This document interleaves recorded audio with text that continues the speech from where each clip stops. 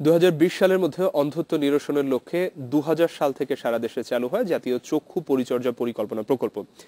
প্রায় এক যুগ পার হলো, দেশের অর্ধেক জেলাতেও এখনো শুরু হয়নি এর কাজ। যেসব এলাকাতে কাজ চলছে সেখানেও অভিযোগ উঠেছে তা জেনেতেনভাবে করার। এরপরও সরকার বলছে নির্ধারিত সময়ে লক্ষ্য অর্জনে সক্ষম হবেন তারা।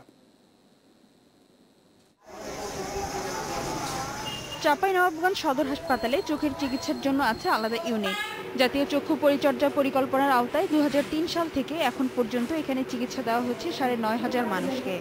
বর্তমানে আমাদের অপারেশনটা বাংলাদেশের সরকারি যতগুলো হসপিটাল আছে তার চেয়ে হাইস্ট। বিশেষজ্ঞরা বলছেন দেশের দৃষ্টি প্রতিবন্ধীদের 80% নিরাময়যোগ্য। প্রাথমিক চিকিৎসার মাধ্যমে চোখের রোগও কমানো সম্ভব। 2020 সালের মধ্যে অন্ধত্ব নির্মূল করার লক্ষ্য নিয়ে 2000 সালে দেশে শুরু হয় জাতীয় চক্ষু পরিচর্যা পরিকল্পনা।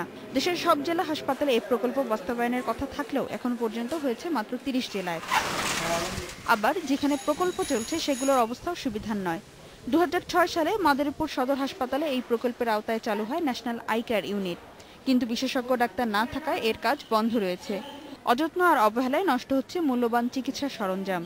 মাদারীপুর হাসপাতাল অপারেশন চোখের অপারেশন যদি হয় তাহলে আমাকে অনেকটা সুবিধা হয় এবং আমরা গরিব মানুষ দূরে যেতে পারি না। বর্তমানে অত্র হাসপাতালে ন্যাশনাল আই কেয়ার ইউনিট যে কোনো কার্যক্রম চলছে না। এখানে কোনো চক্ষু কনসালটেন্ট নাই বিধে কার্যক্রমটা একেবারেই বন্ধ আছে।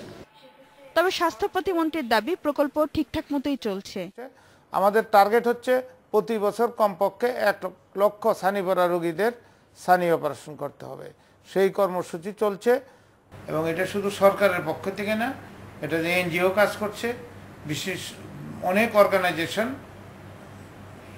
আমাদের সহযোগিতা করতেছে। আমরা তাদের আবেদন করছি এবং মনিটর করতেছি। প্রকল্পের মেয়াদের মধ্যেই দেশ থেকে অন্ধত্ব দূর করার বিষয়ে আশাবাদী প্রতিমন্ত্রী। এখানে সচেতনতার প্রয়োজন আছে। ফারজানা শোভা, ইন্ডিপেন্ডেন্ট নিউজ, ঢাকা।